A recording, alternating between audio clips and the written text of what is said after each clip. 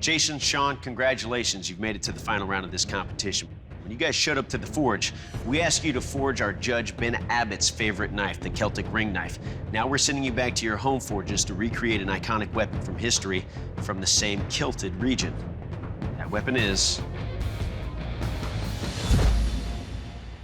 the Irish ring-hilted sword. Dating back to the 12th century, the Irish ring-hilted sword was a classic European weapon with a blade reaching lengths of up to 40 inches. The broad, double-edged weapon featured a distinctive ring pommel that was key for counterbalancing its weight, allowing for swift and deadly cuts. Commonly used by the elite mercenaries known as Gallowglass, the well-balanced sword complemented their superior fighting techniques that were revered throughout Ireland in the Middle Ages. Although warriors such as the Gallowglass no longer exist, the weapon's symbolism is still represented in popular culture today and can be seen on the television show Game of Thrones, where one of the most feared characters, the Mountain, wields his ring-hilted sword. Good luck, bladesmiths. We'll see you in 5 days. Good luck.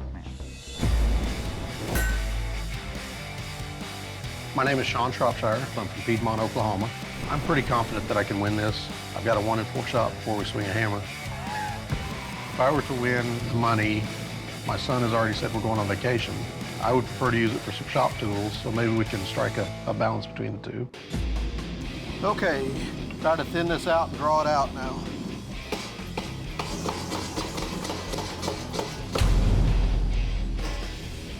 I'm going in for my first heat on the steel. I go to the power hammer within about 4 or 5 strikes. It stops on me. If I don't get the power hammer fixed, the entire schedule that I've had in my head for this is out the window. Back in business. It's not perfect. There's a few things I still need to tweak on it, but I need to start moving steel. I've never made fullers this length before. If I grind through all the way, then it's trash. I need the quench to go right, because if I have to start over now, it's gonna put me way behind. To catch back up to this point and still be able to get the handle on the way I want, I'd be pushing it to finish. So I really need things to go right. I've got a little bit of a wiggle in it. The steel's hard. I've got a little bit of a warp in it, but I've got enough steel left that I've still got to grind away that I don't think that's gonna be an issue. Should be as easy as eating pancakes. I'm gonna use some liquid steel to assemble the guard, and it's just a matter of getting everything fitted up before it hardens. I've got the sword together, and it looks like a battle-worthy weapon. My name is Jason Brown, and I live in Brevard, North Carolina. My daughters and my wife say, man, you need to smile more. I don't know why I don't smile. My mom and dad spent a fortune on the braces, but I will smile if I win Forging Fire. Steel's moving really good. Got a lot of work to do, but so far, I feel really good. I have an issue with my sword. It's a little thin up by the tang. I'll put a few beads of weld on it to strengthen it. This made my blade worse than I started. Mine's flustered right now. It kind of melted the edge. I'm gonna do a stack weld and build it up that way. My welding finally worked. I'm gonna stop weld now and start grinding. Right now I'm engraving Celtic runes on here. This one means family or relationships because I've made a bunch of new Forging Fire family. I look forward to going back and seeing how my blade tests out, and I'm glad it's over right now. Finally get some sleep, maybe. All right, bladesmiths, this is the kill test. To find out what kind of lethal damage your Irish ring-hilted swords can do, I will take your weapon and deliver killing blows on this feral boar carcass. Jason, you're up first. You ready? I am. Let's do this.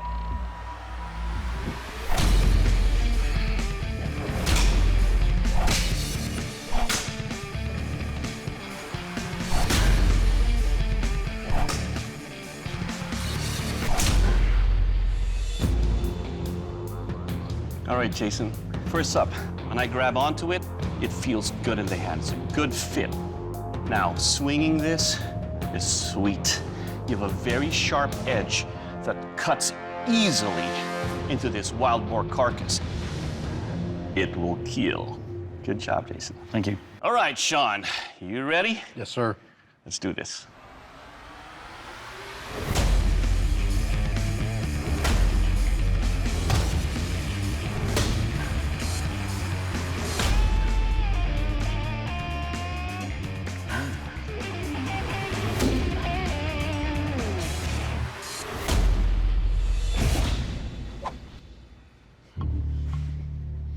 All right, Sean, let's talk about your weapon right here. First up, when I grabbed onto the handle, it's got a good feel to that. I like that you put some grooves in there because it fits nicely to where my hand locks into it, and I get a very secure fit. A little heavier, but the weight helps push and cut into this wild boar carcass. And most of all, it will kill. Thank you, sir. Good job. Ben? Welcome to the strength test, the dreaded ice chop. To test the strength and durability of your swords, as well as their overall construction, I'm going to be chopping mercilessly into this unforgiving block of ice. Remember, this test is all about what that ice does to your ring-hilted swords and not what your swords do to the ice. Jason, you're up first. You ready? Yeah, go ahead. Good.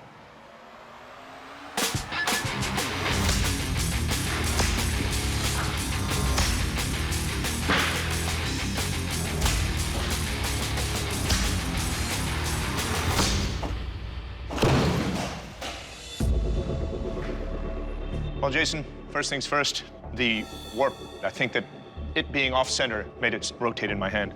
But the balance on the sword, as you can see, is beautiful. It's comfortable to wield, and your sword held up. Well done. Thank you. Sean, you're up. How you feeling? Nervous but excited. All right, let's do it.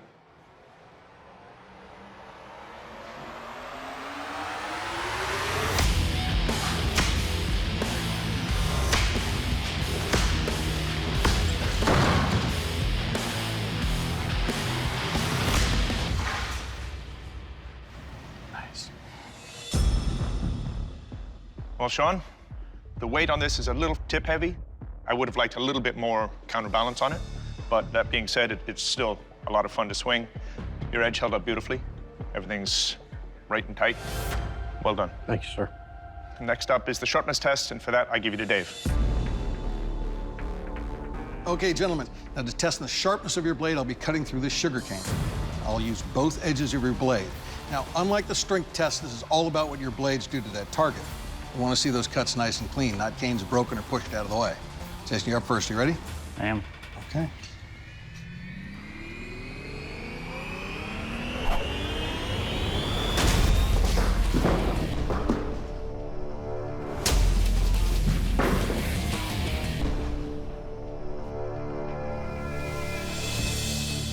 All right, Jason, your handle construction, you can see how square that is right there. When that was in my backhand cut, I actually got into those canes and then it rolled. Your tang is now kind of kicking off to one side.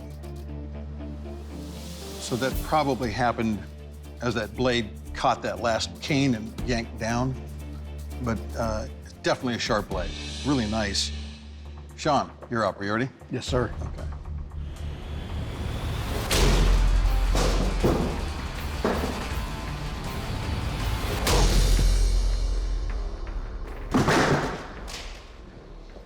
Nice. Okay. First up, your handle construction, I like a lot. It's not rotating in my hand. It's a heavier sword, but cuts are clean. It's definitely a sharp blade. I like that. Well done. Thank you. Jason, Sean, the judges' deliberation is complete. They've made their final decision. The next Forged in Fire champion is Sean. Congratulations, you're the new Forged in Fire champion. Jason, unfortunately, your blade didn't make the cut. Please surrender your blade. I would have liked to have won. But I'm proud of what I've done. I mean, throughout this whole series of tests, I made a strong, sharp blade, and it performed equally as well. So, I mean, I'm happy with it. Sean, congratulations. You're the new Forged in Fire champion, and that's a title that comes with a check for $10,000. How do you feel about that? Doesn't suck. No, it does not. Sean, please present your blade to the judges. This whole experience, it's pushed me physically, it's pushed me mentally. Parts of it have been pretty brutal, but thank you, guys. and I wouldn't trade a minute of it for anything. I've had the time of my life.